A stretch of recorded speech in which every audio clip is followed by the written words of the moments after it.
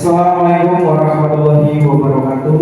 Waalaikumsalam warahmatullahi wabarakatuh.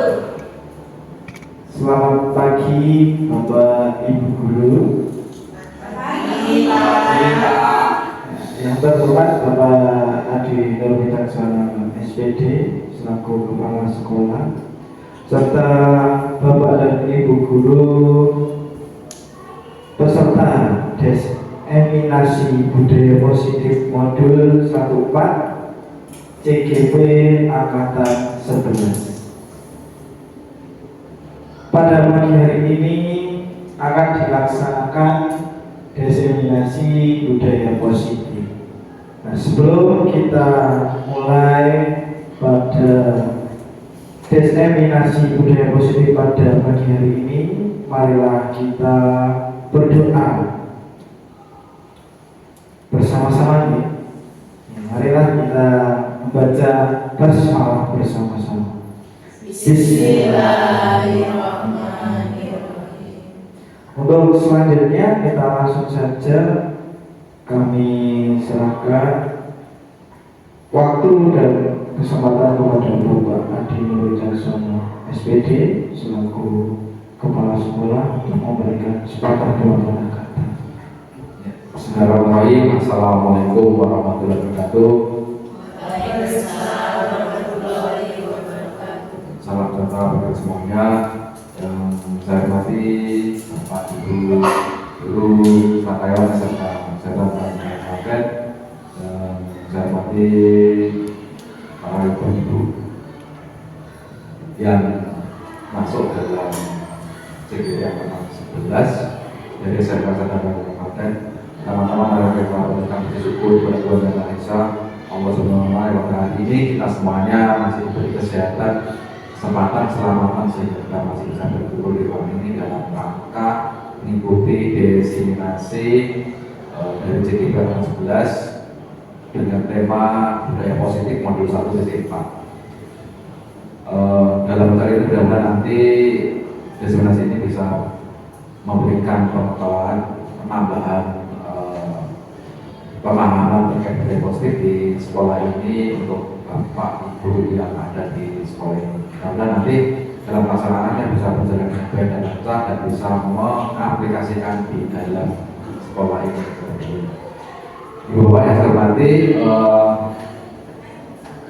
mudah-mudahan dalam kegiatan ini nanti Bapak Ibu walaupun tidak semuanya mengikuti karena ada masalah perbankan, mudah-mudahan nanti hal-hal yang baik disampaikan oleh CGP Angkatan 11 ini bisa panjenengan terapkan di sekolah ataupun dimanapun.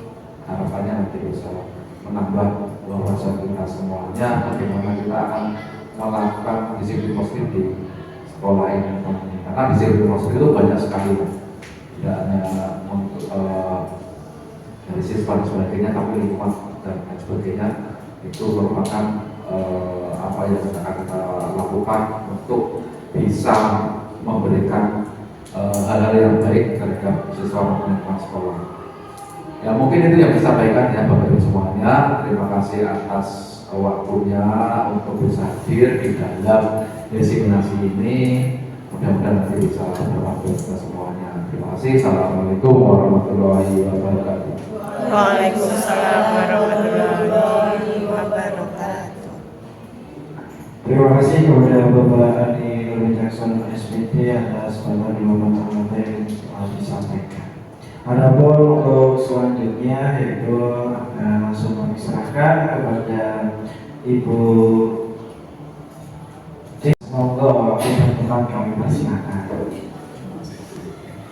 Kita mulai ya Bapak Ibu. Assalamualaikum warahmatullahi wabarakatuh. Waalaikumsalam warahmatullahi wabarakatuh.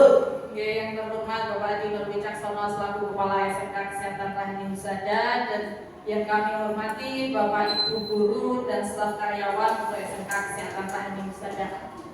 Terima kasih Bapak Ibu yang telah berkenan menghadiri undangan di kegiatan pagi hari ini dalam acara Diseminasi Budaya Positif untuk modul 1.4.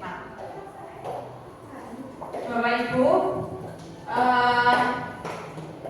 pada kegiatan diseminasi ini nanti kita akan belajar bersama-sama untuk memahami terkait dengan perubahan paradigma.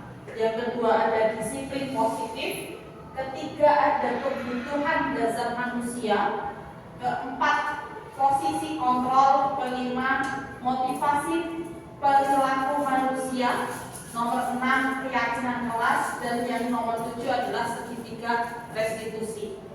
Memang pada kegiatan modul ini materi yang ada di dalam budaya positif itu cukup banyak. Jadi semoga pada kegiatan pagi hari ini membawa kebermanfaatan dan keberkahan untuk kita semua. Terkait dengan perubahan paradigma, di sini ada pertanyaan tematik Bapak Ibu. Ada pertanyaan yang pertama itu adalah hukum dapat mendisiplinkan anak. Yang kedua itu adalah pemberian hukuman dengan hal positif seperti membaca atau membersihkan halaman sekolah dapat meningkatkan disiplin anak. Yang ketiga ada memberi penghargaan dapat meningkatkan motivasi belajar anak. Dari tiga pernyataan ini monggo dibaca dulu, renungkan dulu sesaat. Jawabannya mohon dipikirkan dulu di hati panjenengan semua. Kira-kira menurut Bapak Ibu semuanya dari tiga pernyataan ini jenengan semua setuju atau tidak setuju? Monggo direnungkan dulu.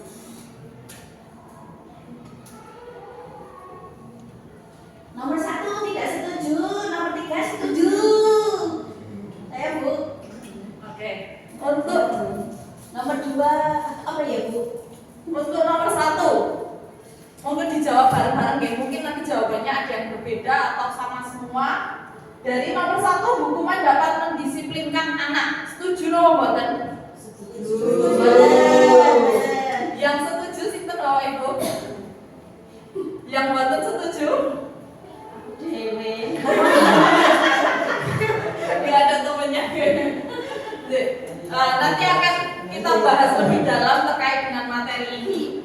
Nanti panjenengan bisa melihat apakah hukuman itu bisa mendisiplinkan atau tidak. Terus yang kedua, pemberian hukuman dengan hal positif seperti membaca atau membersihkan halaman sekolah dapat meningkatkan disiplin anak. Setuju nopo mboten?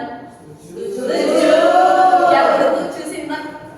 Setuju terus. Yang mboten setuju? Yang mboten setuju gak ada ya? Setuju semua. Kalau nomor 3, memberi penghargaan dapat meningkatkan motivasi belajar anak. Setuju nopo mboten? Yang setuju sinten Bapak Ibu? Yang mboten?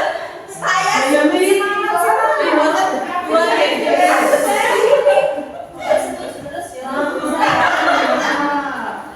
setuju terus. Padahal hukuman itu konotasinya agak gimana gitu kan?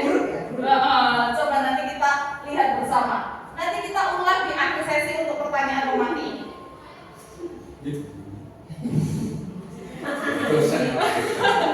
Terkait dengan perubahan paradigma Bapak Ibu, terkait dengan perubahan paradigma, di sini minta tolong panjenengan untuk berpasang-pasangan terlebih dahulu. Monggo cari pasangannya, ya cari dulu Bu. Cari pasangannya, Yo, cari pasangannya terlebih dahulu, monggo. Bisa ini.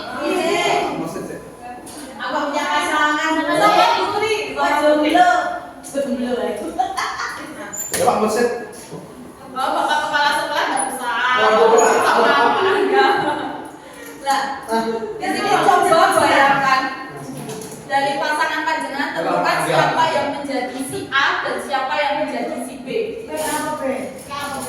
Saya anggap ya. Oke. Nah, Lah untuk si A, dari si A bayangkan panjenengan memiliki sesuatu hal yang berharga. Untuk si A bayangkan panjenengan punya sesuatu hal yang berharga di dalam hidup panjenengan. Sudah bisa dibayangkan apa yang berharga di depan jenengan?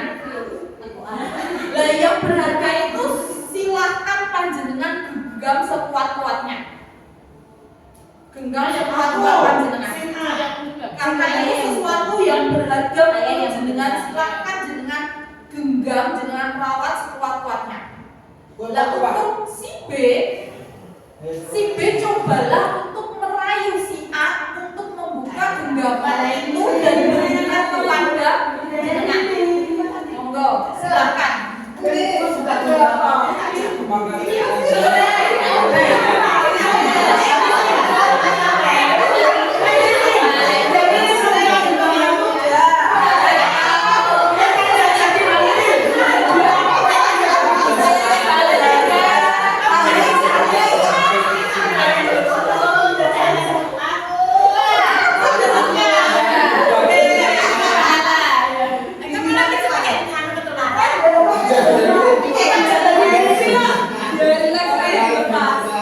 Monggo pinara enggak boleh Bapak Ibu. Untuk yang pasangan yang terbuka tangannya sinten Bapak Ibu?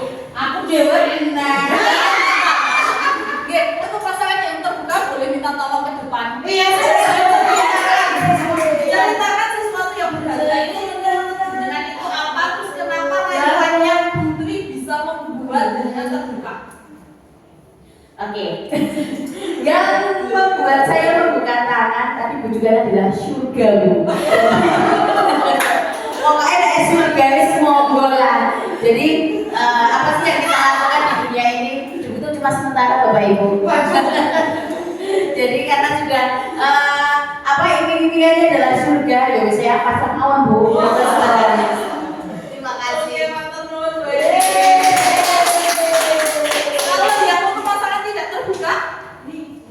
Budi Pak, monggo Budi Pak boleh menyampaikan dulu kenapa kok tidak terbuka?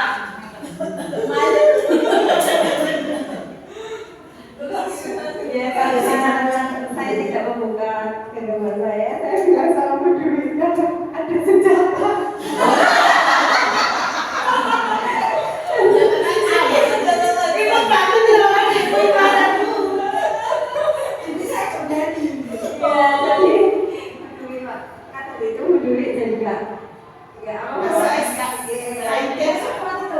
Karena itu sesuatu hal yang berharga buat jenengan, makanya itu dengan simpan, dengan merawat. Berharga sih, Bu.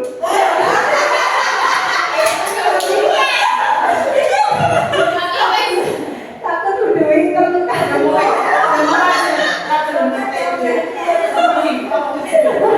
Jadi intinya barang berharga orang lain itu bisa melukai gitu. ya.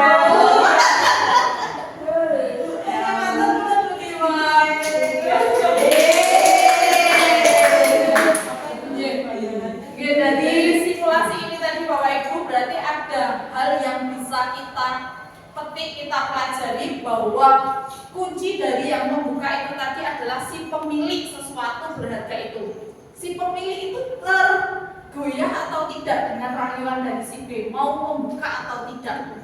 Tadi ada Bu Eni karena rayuannya surga, akhirnya Bu Eni mau membukakan, tapi yang membukakan tetap Putri atau Bu Eni itu tadi? Saya, Bu. Eni kan, karena memang itu punya Bu Eni yang merelakan untuk membuka genggaman berharga itu. Tapi kalau dari Bu Diva, karena itu tadi sesuatu yang berharga, Bu Diva menyimpannya dan menyatakan meskipun dirayu-rayu, dia bilang bahwa ini ada senjatanya. Dan akhirnya tetap disimpan oleh Bu Diva. Jadi Bu Diva memiliki kontrol untuk diri kita sendiri, itu sebenarnya memiliki kontrol untuk mau membukanya atau tidak. Meskipun dibujuk rayu oleh siapapun, kalau diri kita tidak mau membukanya, tidak akan terbuka. Tapi meskipun orang lain merayunya dengan hal yang sederhana, kalaupun kita mau membukanya, pasti akan terbuka. Berarti kontrolnya di siapa Bapak Ibu? Diri sendiri. Nah, dari di sini berarti kita tahu bahwa siapakah sesungguhnya yang memiliki kontrol. Yang memiliki kontrol itu adalah siapa tadi? Diri kita sendiri. Nah, di sini ada ada stimulus respon dan teori kontrol. Kalau stimulus respon itu kita mencoba mengubah orang lain yang berpandangan sama dengan kita. Kita mencoba mengontrol orang lain, merubah orang lain. Tapi kalau teori kontrol adalah kita berusaha memahami pandangan orang lain tentang dunia. Perbedaannya di situ. Terus perilaku buruk kalau stimulus respon, perilaku buruk dilihat sebagai sesuatu kesalahan. Namun kalau teori kontrol, segala sesuatu perilaku itu memiliki tujuannya. Jadi tidak langsung dijudge itu salah atau benar, tapi semua tindakan pasti ada tujuannya. Terus yang ketiga, stimulus respon itu adalah orang lain bisa mengontrol saya. Tapi teori kontrol itu tidak, bukan orang lain yang mengontrol diri kita, namun hanya kita sendiri yang mampu mengontrol diri kita sendiri. Terus pemaksaan ada pada saat rujukan dan gagal.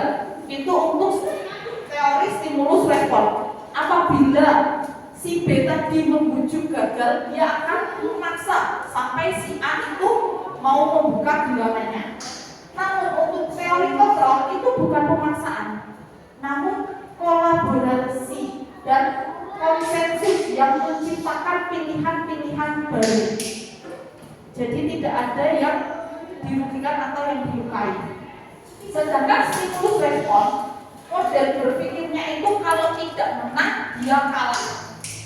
Hanya menang atau kalah. Sedangkan untuk teori kontrol itu adalah dua-duanya menang karena kolaborasi lagi. Perbedaannya di situ nih Bapak Ibu. Nah, dari perubahan paradigma teori kontrol atau teori pilihan tersebut, banyak ilusi kontrol kita sebagai guru. Terkadang kita memiliki ilusi bahwa kita itu bisa mengontrol murid. Murid harus bisa taat dengan apapun instruksi dari guru. Yang kedua adalah ilusi bahwa kritik dan membuat orang merasa bersalah itu dapat menguatkan karakter. Terkadang secara tidak sengaja kita dalam mengarahkan anak, kita membuat anak itu menjadi merasa bersalah. Yang ketiga adalah ilusi bahwa semua penguatan positif, efektif dan bermanfaat. Dan yang keempat adalah ilusi bahwa orang dewasa itu memiliki hak untuk memaksa. Kadang ilusi senioritas itu yang kita menganggap murid-murid kita lebih kecil belum memahami, kita yang sudah merasa tua kita jauh lebih paham sehingga kita mengontrol anak-anak kita. Terkadang ilusi itu yang sering terjadi. Meskipun saya sendiri sebenarnya juga masih belajar banyak. Apakah makna disiplin ini?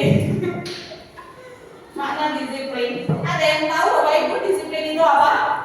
Tertib, oke. Taat aturan, oke. Terus apa lagi? Ada yang berkomentar. Kalau taat aturan itu berarti ada aturan yang ditetapkan oleh seseorang sehingga dia harus melakukannya ngoten. Berarti sehingga kayak teori kontrol tadi, stimulus responnya bahwa kita mengontrol orang lain. Kalau taat aturan. Terus selain itu apa lagi Bapak Ibu? Memaksa. Disiplin itu memaksa. Iya. Gak enak rasa. Gak enak. Disiplin itu gak enak ya. Apabila memang disiplin itu dipaksa atau instruksi dari orang lain sebelum kita memahami makna dari disiplin itu, kenapa kita harus meyakini disiplin itu ada. Nah, disiplin itu adalah sesuatu berasal dari bahasa Latinnya dulu. Disiplina, bahasanya betul gak ini? Betul. Disiplin artinya belajar. Disiplin itu kita selalu belajar dari waktu ke waktu. Makna asal dari kata ini berkonotasi dengan disiplin diri, murid-murid Socrates dan Plato. Socrates. Terus disiplin diri membuat orang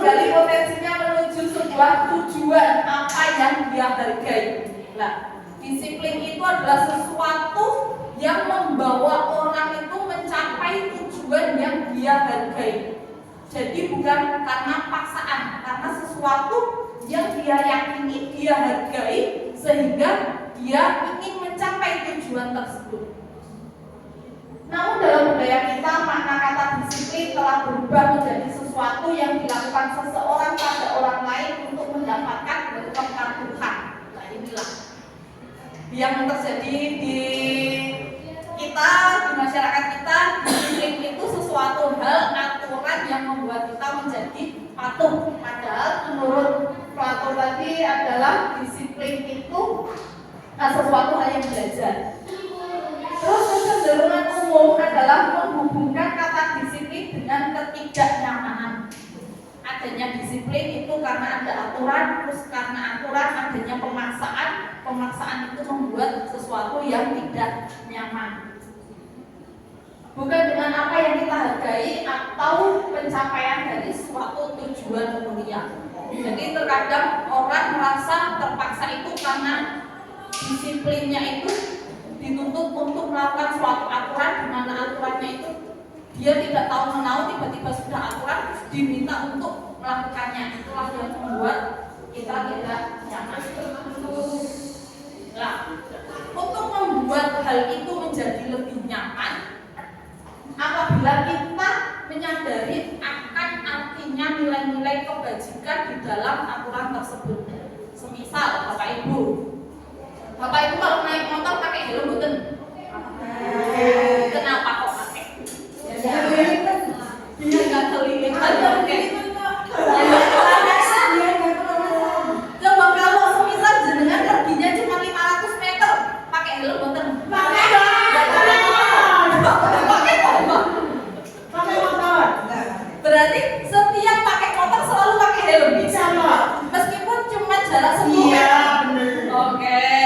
Kenapa kok Bayu selalu pakai helm? Untuk melindungi kepala, Bu. Oh, ya. Jangan kenapa-napa. Oke. Bisa dong. Kira-kira ada boten di sini Bapak Ibu yang kalau naik motor jaraknya cuma dekat nggak pakai helm? Saya ada. Sinta. Oke. Pak Mursid, kenapa kok kalau jarak dekat nggak pakai helm? Karena cuma dekat. Ada Pak Polisi.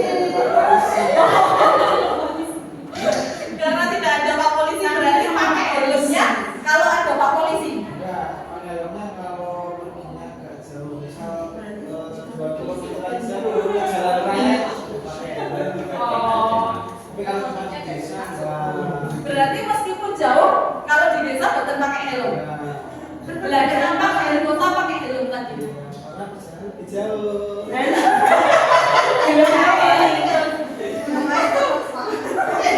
Tapi kalau di desa tapi jauh pakai helm betul. Di desa ini Jalannya desa. jalannya desa tapi agak jauh. Oke. Ya, jalannya misal kalau beli ke Walo, ke Walo. Jadi intinya adalah aspalnya ya Pak. Aspalnya. Aspalnya desa itu kayak empuk Mbak aspal. Oke. Lah, kenapa tuh Bapak Ibu kenapa kita perlu pakai helm? Safety. Oke, safety lah. Biar nggak kena walet tadi Bu. Lah, biar untuk keselamatan. Jadi apabila kita meyakini bahwa pakai helm itu karena untuk tujuan keselamatan, bukan karena takut Pak Polisi, berarti kemanapun kita kalau pakai motor otomatis kita akan pakai helm. Situ. Lah yang diharapkan itu disiplinnya di situ Bapak Ibu. Jadi bukan sesuatu hal yang paksaan, namun dari nilai-nilai kebajikan itu kita akan membuat diri kita untuk menaati atau melakukan tindakan untuk mencapai tujuan yang kita yakini. Semisal lagi selain pakai helm, kenapa kok kita perlu menyapu rumah? Oh, betul pernah rumah disapu. Banyak ayam yang masuk. Karena ayam mau lewat. Ada tamu. Berarti kalau nggak ada tamu,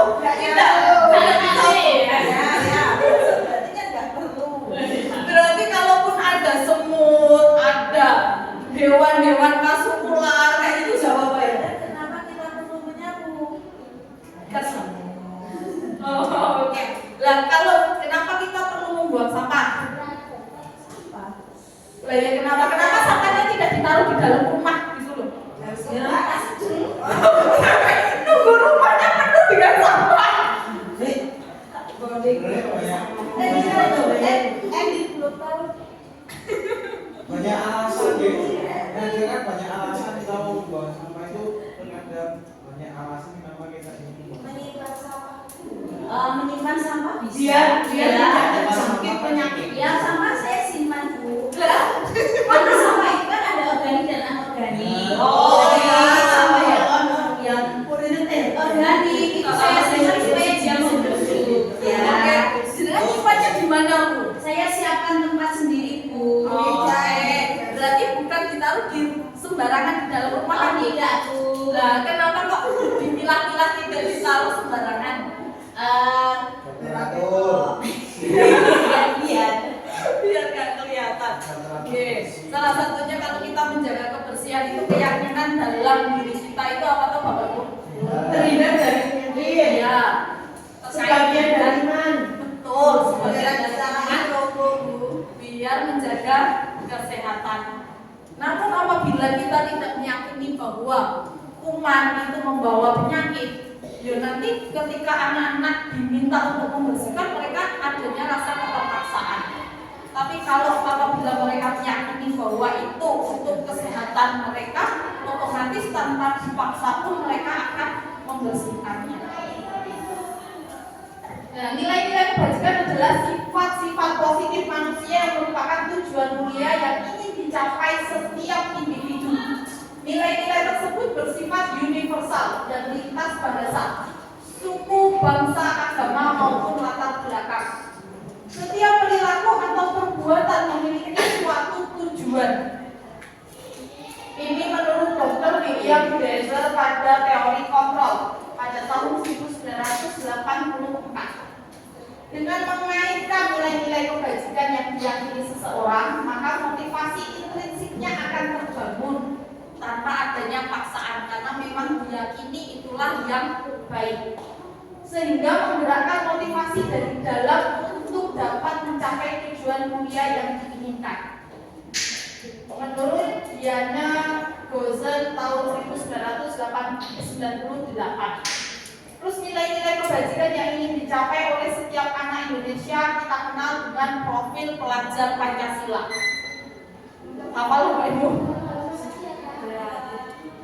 Ya ada 6 karakter dari profil pelajar Pancasila.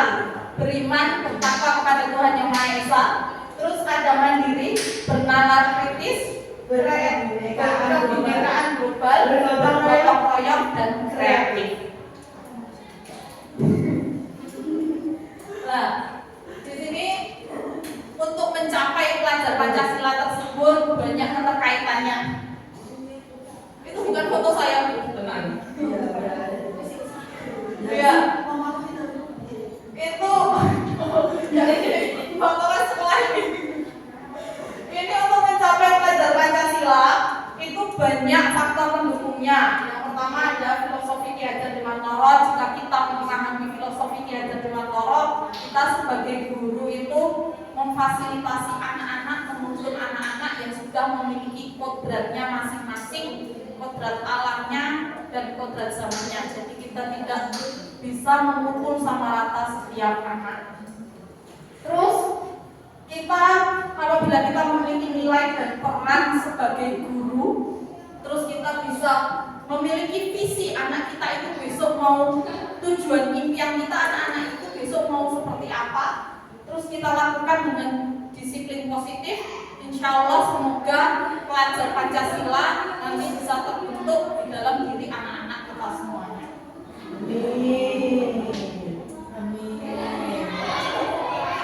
Nah, terkait dengan teori motivasi perilaku manusia, Bapak Ibu, di sini tadi terkait dengan pertanyaan mati. Untuk adanya hukuman, untuk menghindari ketidaknyamanan atau hukuman apa yang akan terjadi apabila saya tidak melakukannya. Tadi kan ada yang berpendapat bahwa hukuman itu bisa mendisiplinkan anak. Nggih kan? Jenengan yakin boten anak-anak akan melakukan itu di lingkungan yang tidak melakukan peraturan itu? Semisal jenengan membuat aturan di kelas jenengan, anak-anak tidak boleh tidur. Semisal nanti tidur, jenengan berikan hukuman. Dan jenengan yakin nggak nanti pas guru lain yang tidak melakukan aturan itu ada yang tidur buat anak-anak? Ada ya. Nah, berarti anak menaatinya hanya pada saat aturan itu diadakan atau seterusnya mereka akan menaati? Ada peraturan itu disebutkan. Nah, berarti mereka menaati hanya untuk menghindari hukuman itu kan? Boten dalam dirinya mereka akan selalu melakukan atau menaati hal tersebut. Karena memang belum ada motivasi intrinsik di dalamnya. Anak-anak belum meyakini nilai kebajikan, kenapa kok tidak tidur ketika pembelajaran, misal seperti itu. Padahal tidur itu menjadi salah satu kebutuhan juga, guys. Terus berarti hukuman itu merupakan motivasi eksternal. Mereka hanya akan menghindari hukuman itu. Tapi apabila hukuman itu tidak dilaksanakan di suatu lingkungan, berarti dia ada kemungkinan untuk melanggar hal tersebut. Terus yang kedua, untuk mendapatkan imbalan atau tadi penghargaan retributif. Oke.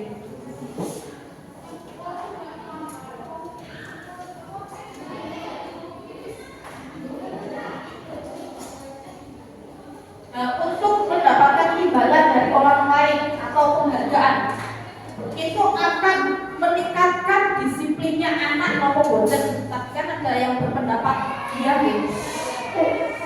ya, kalau anaknya menginginkan penghargaan itu, kalau anaknya tidak menginginkan penghargaan itu, dia akan mencoba untuk mencapainya, boten.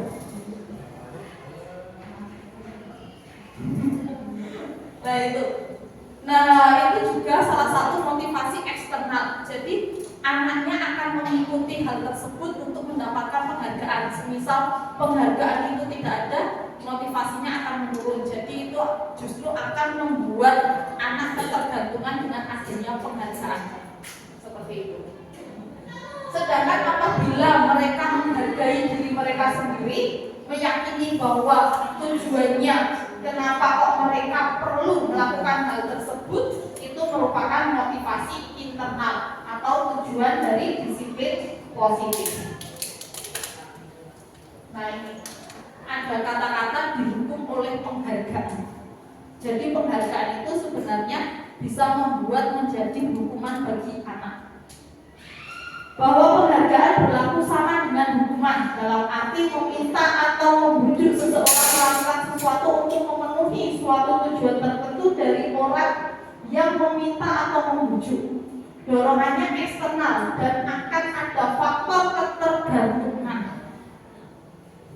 Beberapa dampak dari pemberian penghargaan menurut Elvin Hong tahun 1993, bahwa dengan adanya penghargaan itu jangkanya hanya jangka pendek, bukan jangka panjang. Mereka termotivasi ketika mereka penasaran ingin mendapatkan penghargaan tersebut. Namun apabila penghargaan itu sudah menjadi hal yang biasa, lumrah, dan bukan sesuatu yang diinginkan, motivasinya justru malah akan menurun. Itu adanya penghargaan. Terus penghargaan itu menghukum. Penghargaan itu mengurangi kecepatan, jadi kreativitasnya juga akan menurun. Penghargaan itu tidak efektif, penghargaan merusak hubungan karena itu tadi ketergantungan. Dan selain ketergantungan, dengan adanya penghargaan merusak hubungannya, mereka daya saingnya dengan rekannya itu akan jauh lebih berbahaya. Dan penghargaan menurunkan kualitas, tadi untuk kreativitasnya menurun. penghargaan mematikan kreativitas anak, dan penghargaan mengurangi motivasi intrinsik. Jadi mereka hanya ingin mencapai penghargaan tersebut. Kalau penghargaannya sudah tercapai, sudah berhenti. Mereka tidak ingin untuk menjadi lebih seperti itu. Nah ini monggo dibaca dan dipikirkan dalam hati dulu. Nanti kita jawab bersama-sama terkait hukuman atau konsekuensi. Yang pertama adalah mencatat 100 kali dalam buku kalimat bahwa saya tidak akan terlambat lagi. Itu merupakan hukuman atau konsekuensi. Terus yang kedua, lari mengelilingi lapangan basket 2 kali karena terlambat hadir di sekolah. Itu hukuman atau konsekuensi. Terus murid diminta untuk push up 15 kali karena tidak menggunakan masker ke sekolah. Itu juga hukuman atau konsekuensi. Menggantikan kertas tugas teman yang telah dicoret-coret. Itu hukuman atau konsekuensi.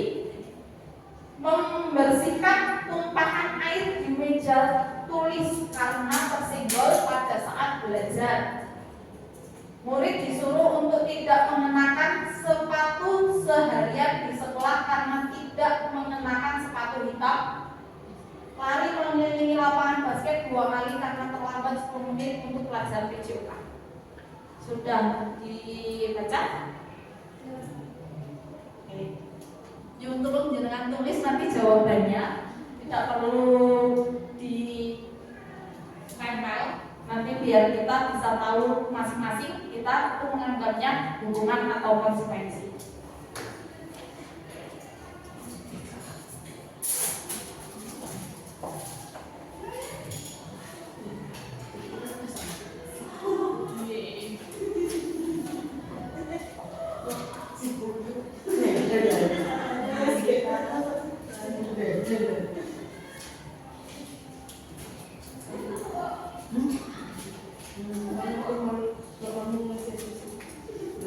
Monggo diminum. Jebu. Enggak usah.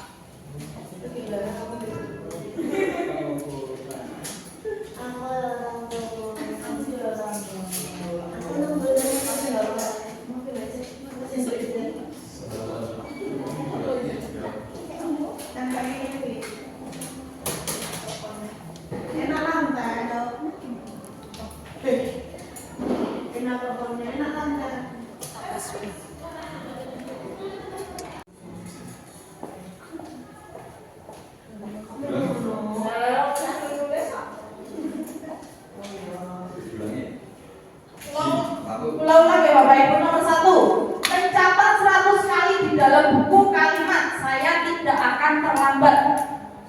Ketika saya terlambat itu berarti itu hukuman atau konsekuensi? Hukuman. Ditulis buku nanti nggak temannya ada yang sama. Nomor 2, lari mengelilingi lapangan basket 2 kali karena terlambat hadir. Nomor 3, murid diminta untuk push up 15 kali karena tidak menggunakan masker ke sekolah. Nomor 4, menggantikan kertas tugas teman yang telah dicoret-coret.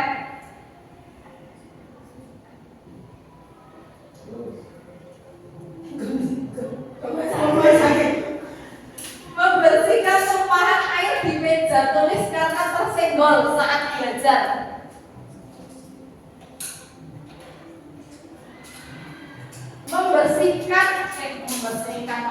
Murid disuruh untuk tidak mengenakan sepatu seharian di sekolah karena tidak mengenakan sepatu hitam.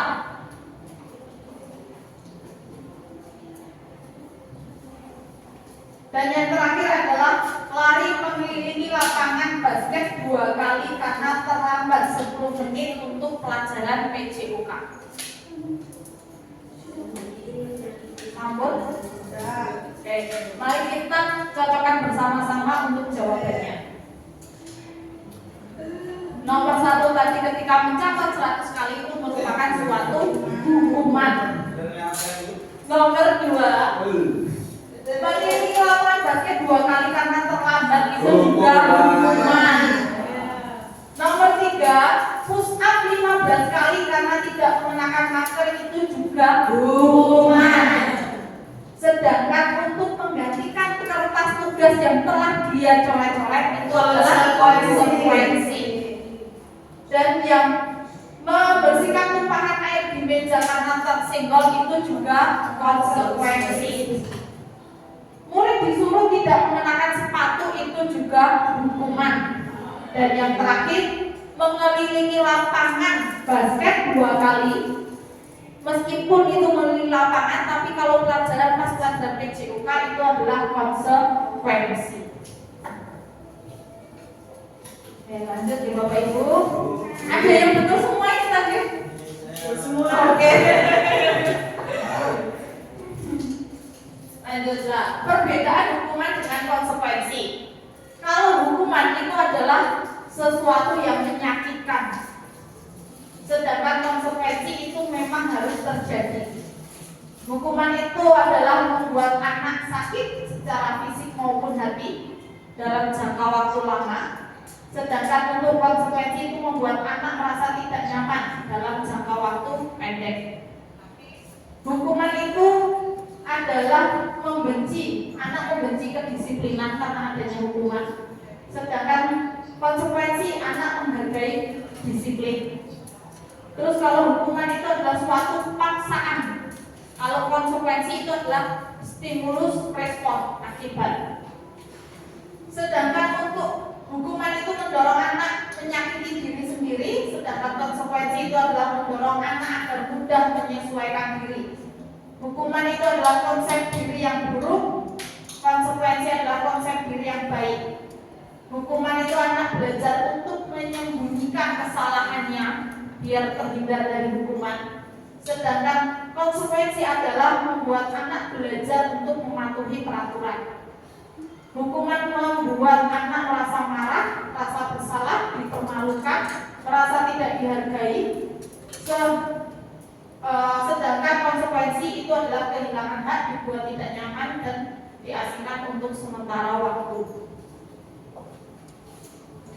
Nah, kita breaking sebentar ya Bapak Ibu, biar tidak mengantuk. Monggo berdiri dulu ya. Berdiri dulu. Nah, kemarin saya belajar breaking dari salah satu guru kita, Bu Eni, terkait dengan tepuk Bapak Ibu. Kemarin sudah ada yang bisa tepuk apa ya? Tepuk pramuka. Ayam the best. Oh, tepuk ayam the best. Mungkin Bu Eni bisa membantu. Ayam the best.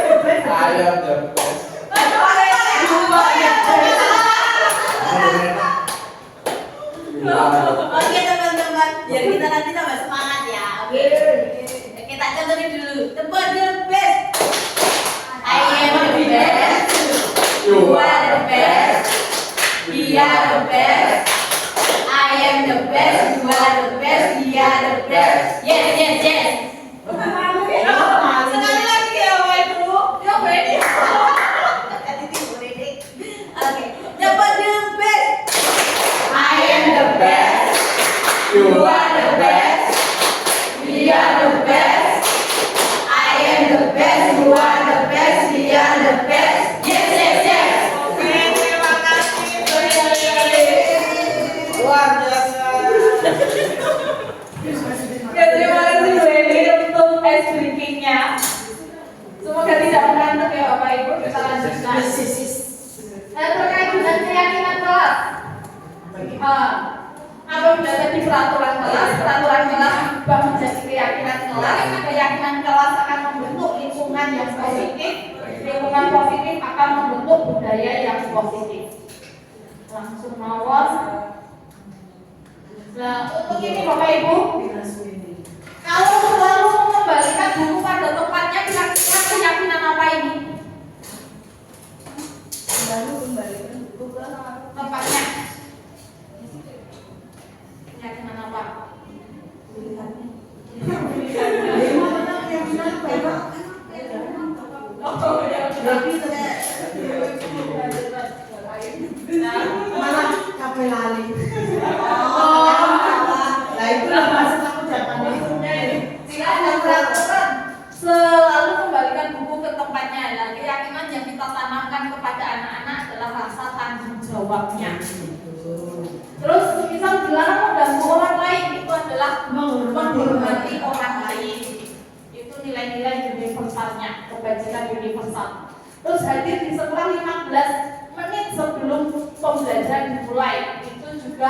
komitmen dan menghargai orang lain, karena ketika terlambat itu akan mempengaruhi orang lain. Dilarang melakukan kekerasan, itu juga menghormati orang lain serta keselamatan. Dilarang menggunakan narkoba, itu adalah kesehatan. Bergantian atau menunggu giliran, itu juga menghormati orang lain dan juga bersabar. Menggunakan masker, itu ketika kita COVID maupun di perjalanan, itu juga untuk kesehatan dan keselamatan kita. Dan jangan berlari di kelas atau koridor, itu juga terkait dengan keamanan. Nanti kalau anak-anak berlari ternyata lantainya licin, itu akan berbahaya untuk keselamatannya. Nah, ini sebentar ada video ya Bapak Ibu. Oke, biar tadi semangat untuk ayam the best-nya. Ini video pembukaan data.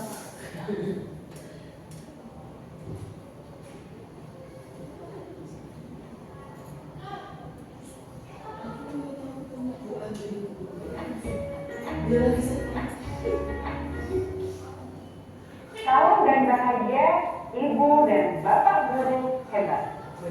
Untuk membangun budaya sekolah yang positif dengan lingkungan yang aman dan mendukung murid untuk menjadi pribadi yang berdaya, seimbang, dan bahagia, salah satu upaya yang dapat dilakukan oleh guru adalah memahami kebutuhan dasar yang mendasari perilaku murid. Pada video kali ini, kita akan membahas tentang 5 kebutuhan dasar manusia.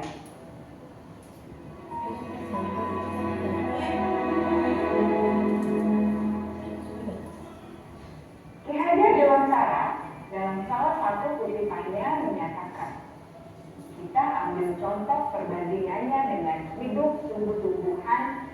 Seorang petani dalam hakikatnya sama kewajibannya dengan seorang pendidik yang menanam padi misalnya.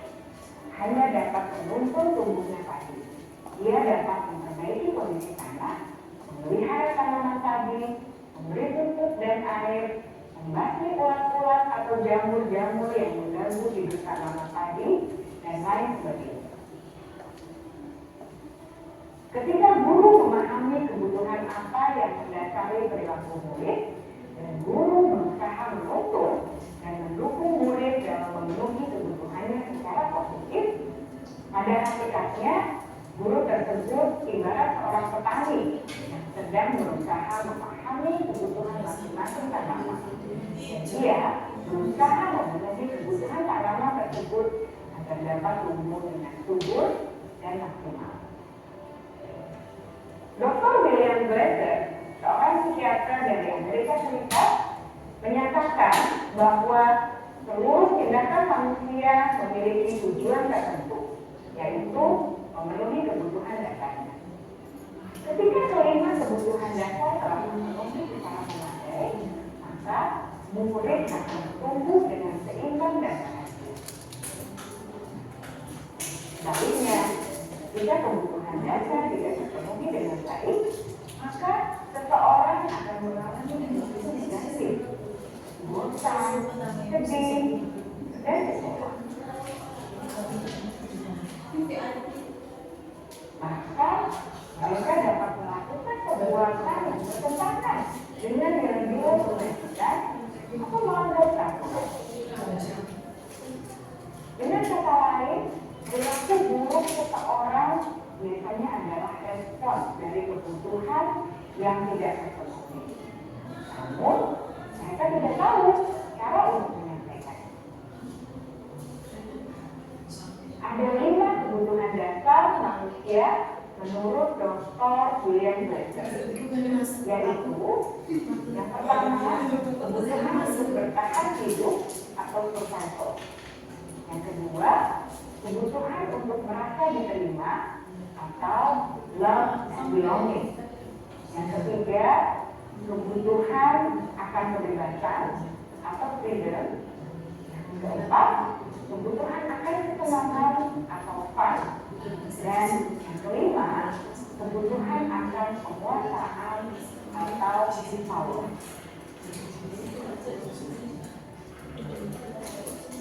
Kebutuhan dasar yang pertama adalah kebutuhan yang bersifat fisiologis untuk bertahan hidup atau survival.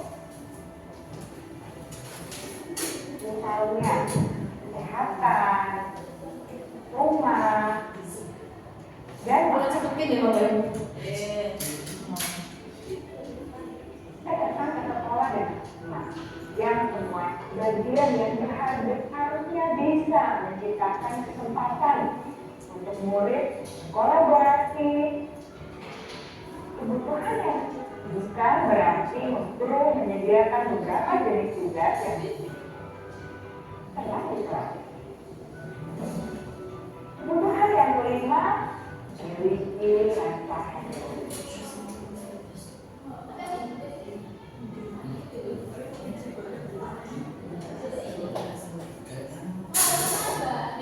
Dari video tadi berarti kira-kira apa yang hal baru apa yang dapat Bapak Ibu sampaikan mungkin?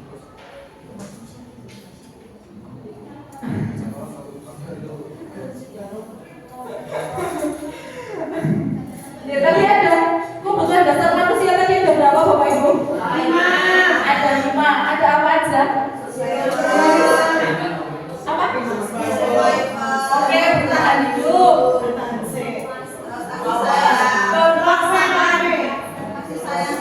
Kasih sayang, apa lagi?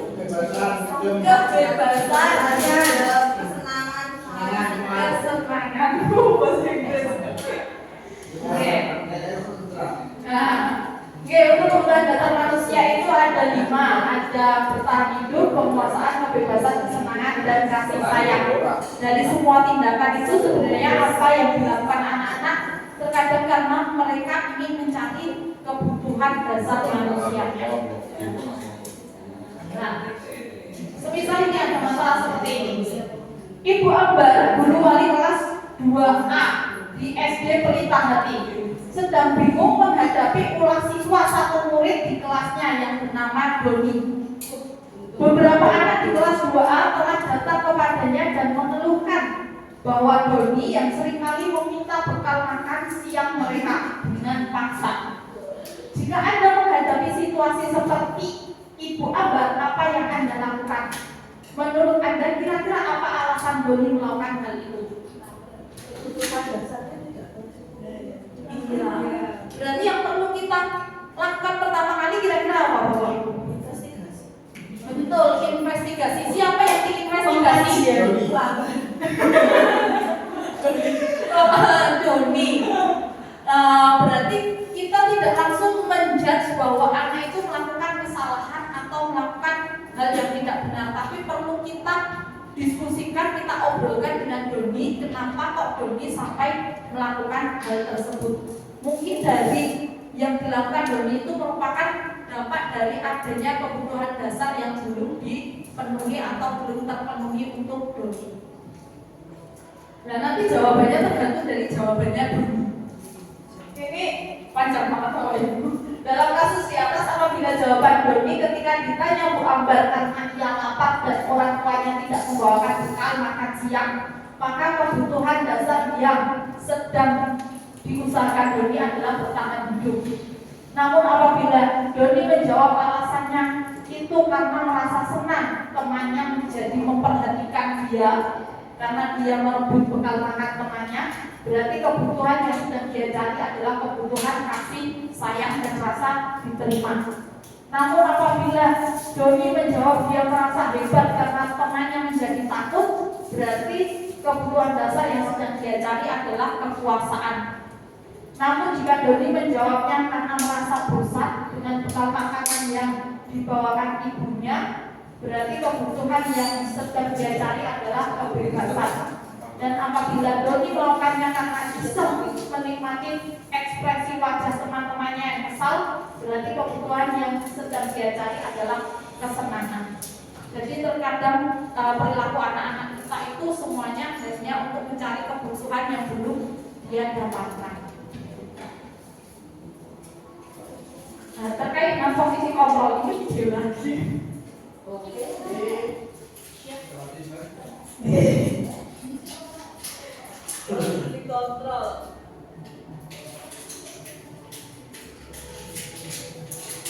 program yang ditempuh seorang pendidik. Kontrol itu adalah 3 pemonitor dan 5 Posisi kontrol juga ada 5 ya Bapak Ibu. Ada posisi sebagai penghukum merasa bersalah, teman, Mari manajemen. kita saksikan kasus Naren yang terlambat hadir Di sini ada 20 salah orang satu kasus dan melihat Nailah. bagaimana kelima yang tadi konsep. Mungkin nanti Bapak Ibu selama ini melakukan menjadi guru menjadi posisi kontrol seperti apa bisa disimak di video ini. Naren! Sini kamu! Kamu terlambat. Kamu deh, pasti terlambat. Aku saya Apa? Apa coba? Alasan kamu apa lagi? Kapan sih kamu tidak terlambat? Malas sekali ya kamu jadi anak. saya Dasar pemalas. Gak kapok-kapok sih kamu. Sudah berapa kali terlambat? Sana, kamu keliling lapangan basket 2 kali. kenapa saya harus ke lapangan basket, Bu? Kenapa? Kamu seorang ibu. Berani-beraninya jawab.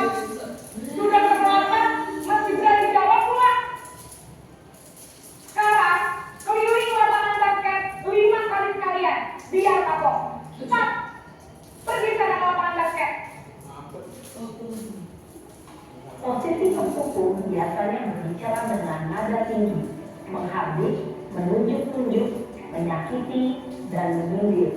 Hukuman bisa berupa fisik maupun psikis. Ibu dan bapak guru hebat. Dampak yang terjadi pada murid ketika guru berada pada posisi penghukum adalah murid cenderung akan memberontak, bahkan menyimpan dendam.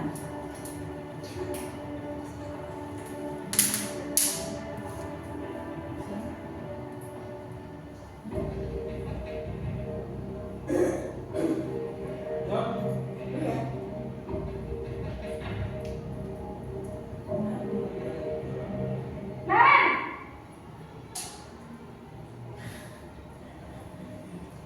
Selamat pagi, Bu. Naren, kamu kenapa terlambat lagi, nak? Ya Tuhan, Naren, kamu senang ya bikin ibu susah ya? Kalau kamu terlambat lagi, nanti ibu yang ditegur bapak kepala sekolah, nak.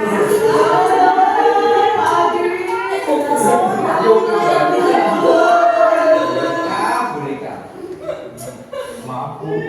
Gusti Naren, kamu suka ya kalau ibu ditegur bapak kepala sekolah? Sekarang ibu harus tulis apa ini di buku absen? Ini kamu sudah sering terlambat loh. Ibu harus apa coba? Maaf, Bu. Maaf sekali. Ya sudah, lain kali jangan bikin ibu susah lagi ya nak ya. Ibu tidak akan kuat lagi kalau kamu begini terus. Jangan ada dia dong. Kelas. Maaf ya, Bu. Maaf sekali. Posisi pembuat rasa bersalah berbicara dengan nada tenang, cenderung lembut. Namun kata-kata yang diutarakan membuat murid merasa menjadi orang yang gagal, memandang buruk dirinya sendiri, merasa tidak berharga, dan tidak sanggup membahagiakan orang lain. Ketika guru mengambil posisi pembuat rasa bersalah, murid akan menganggap dirinya yang bersalah dan ia akan menyimpan emosi negatif tersebut di dalam dirinya.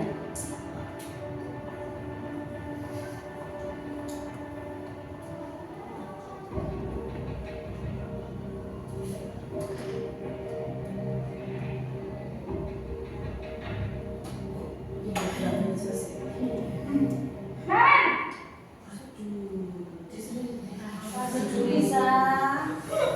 Selamat pagi, Bu. Wah, sudah jam berapa ini nak? Terlambat lagi ya sayang. Iya, Bu. Habis ibu saya lupa bangunkan saya, Bu. Kamu malah menyalahkan ibu kamu. Kamu bukannya anak yang larinya paling kencang. Kok terlambat sih? Iya, Bu. Saya memang terlambat bangun tadi, jadi biarpun saya lari kencang, tetap gak kekejar, Bu. Ya sudah sana, nanti lain kali larinya lebih kecil lagi ya. Biar tak kewalahan bikin terus ibu, demi ibu. Bisa kan? Bisa lah, Bu. Ya sudah sekarang masuk sekolah, ibu beresin urusan absen kamu. Kamu ini ada saja. Dalam posisi teman, guru berbicara dengan nada suara ramah, akrab, cenderung bersenda gurau untuk menjaga suasana tetap santai. Murid akan merasa senang, aman, dan akrab dengan guru. Identitas yang tercipta adalah identitas sukses atau berhasil. Namun, perlu diingat, karena ini masih dorongan eksternal, maka ada faktor ketergantungan dari murid kepada orang tertentu. Di sini, guru absennya, sehingga di lain waktu, murid bisa berperilaku baik, namun hanya kepada orang-orang tertentu saja.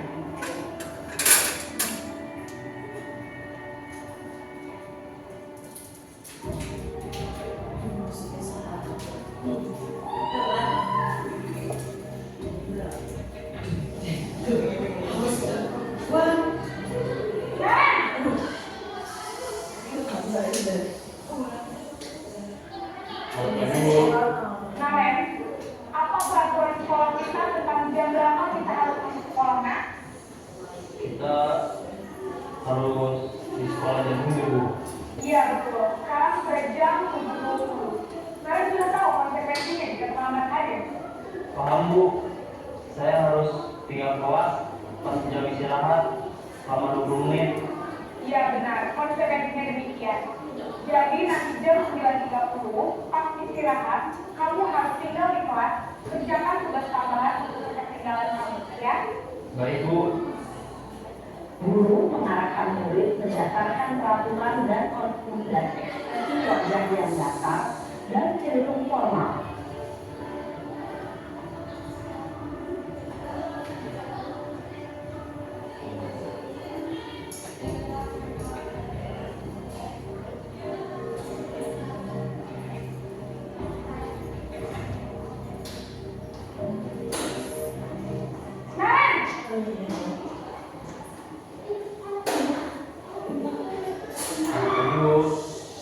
Selamat pagi, Naren. Maaf, Bu. Saya terlambat.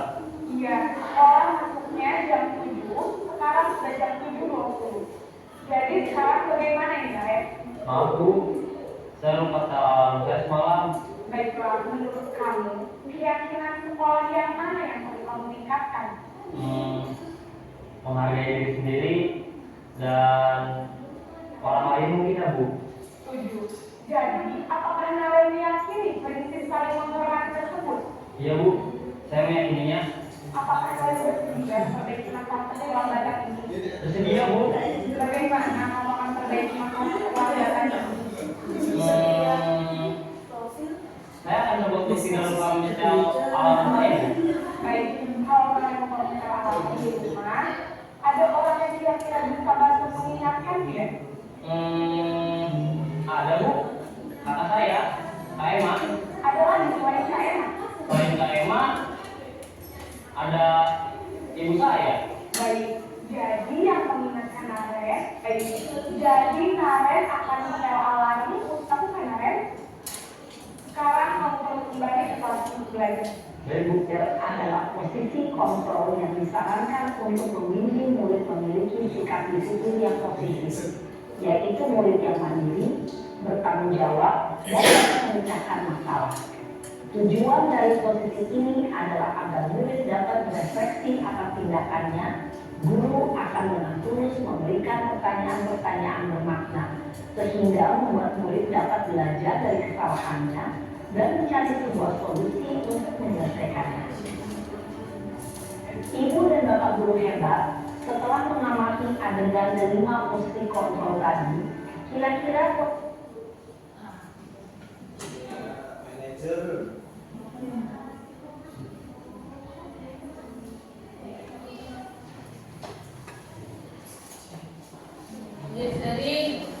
Dari Jadi 5 posisi kontrol ini kira-kira Bapak Ibu duduk ya, bukan duduk. Berposisi di mana Bapak Ibu?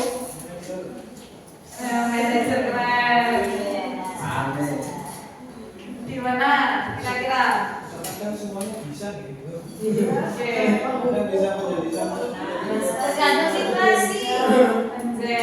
Jadi sebenarnya dalam kita mengajar semuanya itu bisa, tapi sebisa mungkin yang dihindari adalah posisi yang mendukung, dan yang lebih dioptimalkan adalah posisi yang manajer. Ya nanti tumbuh dan semakin kuatnya keyakinan pada anak sehingga anak bisa menyadari kesalahannya terus mencari solusinya sendiri. Lanjut ya Bapak Ibu. Ini tadi 5 posisi kontrol, ada penghukum, pembuat rasa bersalah, teman, pemantau, manajer. Dan bisa diresapi Bapak Ibu semuanya di dalam diri kita itu, kita pada saat ini kita di posisi yang mana? Kalau untuk anak-anak lebih baiknya kita berada di posisi yang manajer. Lanjut. Untuk bisa mencapai di manajer kita belajar terkait dengan belajar kita coba pahami tentang segitiga restitusi. Dan 9 ciri-ciri segitiga restitusi itu adalah 1. Bukan untuk menebus kesalahan, namun untuk belajar dari sebuah kesalahan. Yang kedua adalah memperbaiki hubungan. Ketiga adalah adanya tawaran, bukan paksaan. Keempat, restitusi itu menuntut untuk melihat ke dalam diri. 5, restitusi itu mencari kebutuhan dasar yang mendasari tindakan tersebut. 6, restitusi diri adalah cara yang paling baik. 7, restitusi fokus pada karakter, bukan tindakan. 8, restitusi itu fokus pada solusi. 9, restitusi mengembalikan murid yang berbuat salah pada kelompoknya. Nah, untuk melakukan segitiga restitusi ada 3 langkah Bapak Ibu. Yang pertama adalah menstabilkan identitas. Menstabilkan identitasnya terlebih dahulu dengan pertanyaan-pertanyaan yang bisa kita berikan ke anak. Semisal contohnya setiap orang itu adalah setiap orang itu manusia biasa, wajar jika anak melakukan kesalahan. Nah, namun bagaimana anak itu menyadari kesalahan itu dan mencari solusinya biar kesalahan itu tidak terulang dengan keyakinan yang sudah tertanam pada diri mereka. Setelah menstabilkan identitas adalah validasi akan kebutuhannya, dan selanjutnya adalah menanyakan keyakinannya. Dengan menanyakan keyakinan itu mereka akan mencari solusinya.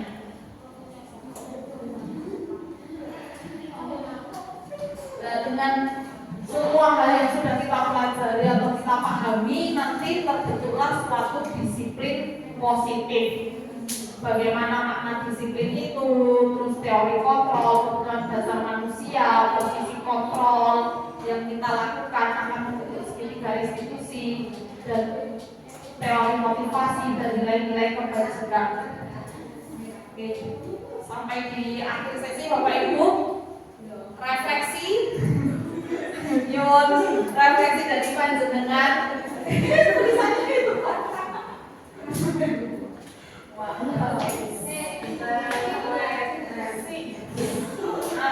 Hanya diganti.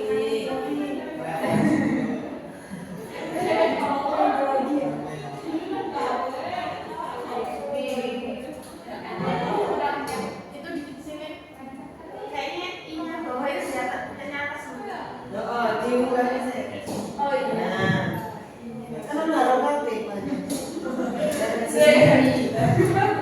Terkait refleksi kegiatan ini, nyuruh Bapak Ibu menuliskan untuk pertanyaan nomor 1, paradigma baru apa yang Bapak Ibu dapatkan dari kegiatan hari ini. Yang kedua adalah bagaimana perasaan Bapak Ibu setelah melakukan kegiatan diseminasi hari ini.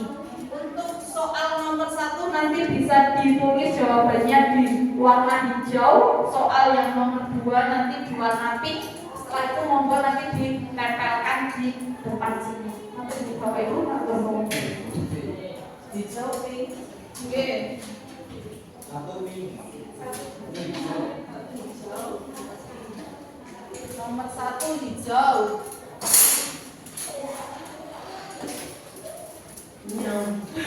Satu hijau. Satu hijau. Nomor 2. Nomor 2 pink. Ya Allah.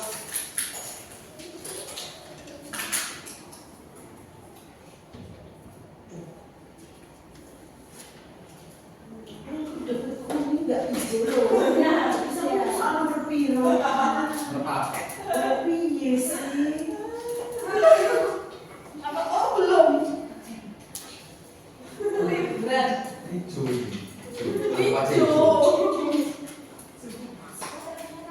Jadi malah sepon.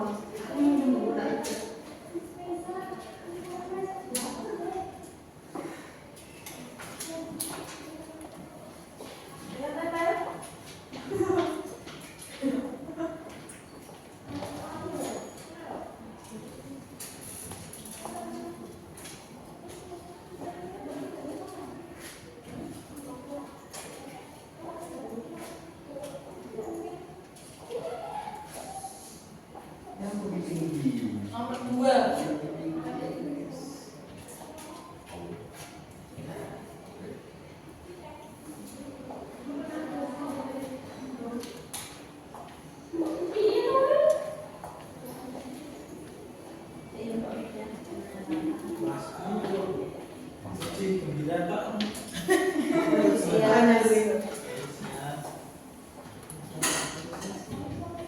Semangat, saya ingin tahu kelanjutannya bagaimana.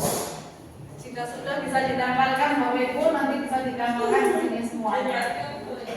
Sini hijau, sini pink.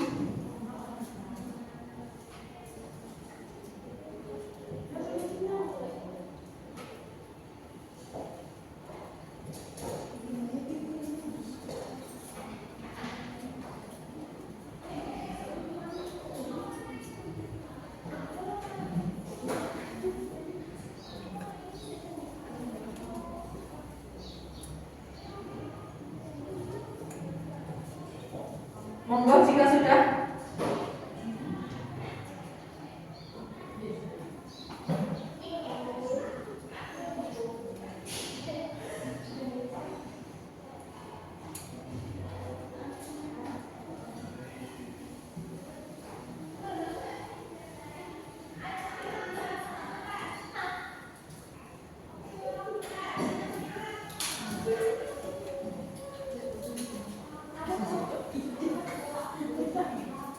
Terima kasih Pak Musid. Ini hijau. Oke. Boleh. Terus mengikuti yang pertama nanti. Maaf. Udah, ya lebih malah gawe kan bebas.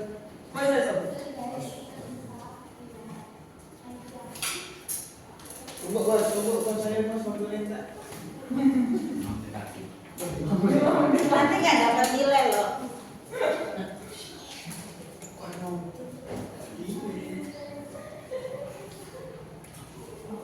Ini mana perasaan?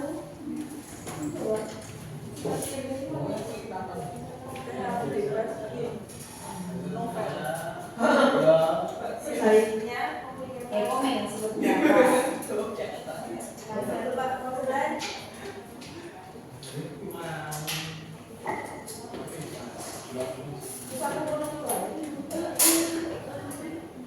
Ada yang bikin emot.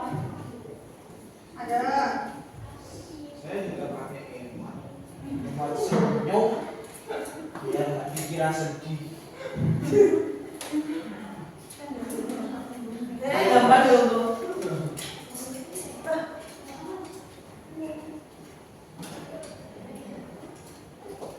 Lu ngarang bebas mas. Warna bebas aja. Ngarang bebas. Ekspresi. Biar ngarang bebas PKN. Temanya Pancasila. Pancasila deh. Ada sosial begitu right. Sejarah ini sejarah kemerdekaan.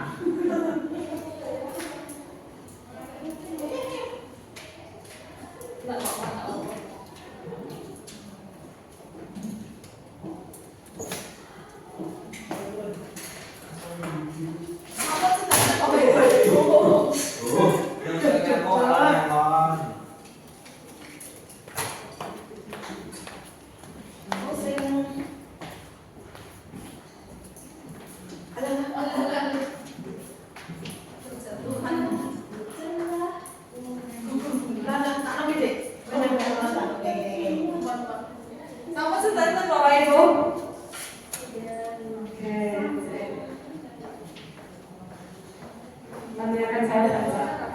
Apa? Enggak.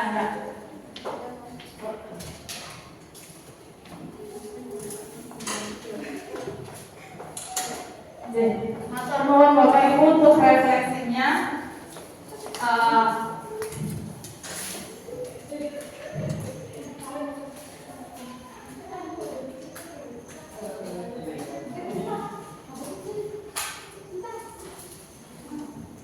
Ya.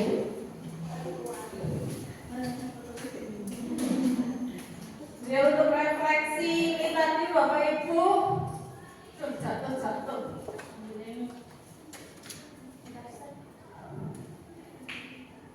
Oke, untuk pertanyaan pertama terkait dengan hal baru, di sini ada bisa lebih tahu dalam memperlakukan siswa didik.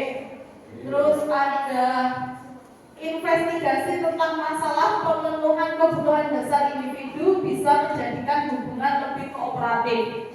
Dan untuk perasaan hari ini yaitu antusias, senang dan bahagia karena banyak ilmu baru, senang karena mengetahui posisi kita sebagai guru. Jadi matur nuwun sangat, siap Bapak Ibu.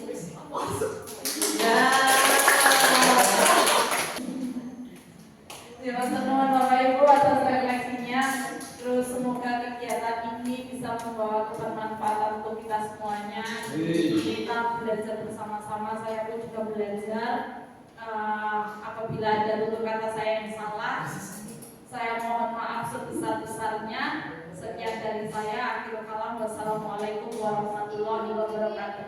Waalaikumsalam warahmatullahi wabarakatuh. Terima kasih.